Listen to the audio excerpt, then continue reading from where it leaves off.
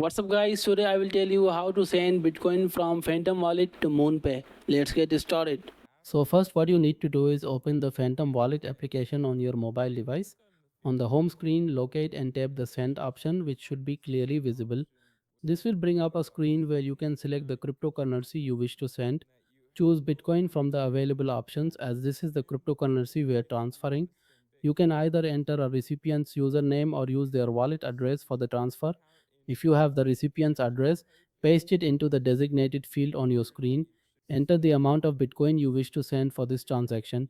You can select the max option to send your entire Bitcoin balance if desired.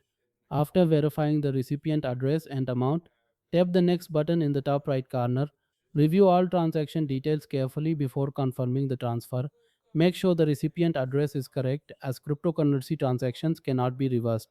Once confirmed, the Bitcoin will begin processing through the blockchain network. The transfer may take several minutes depending on network congestion. Your Bitcoin will arrive in the recipient's Moonpay account once confirmed. And that's how you send Bitcoin from Phantom Wallet to Moonpay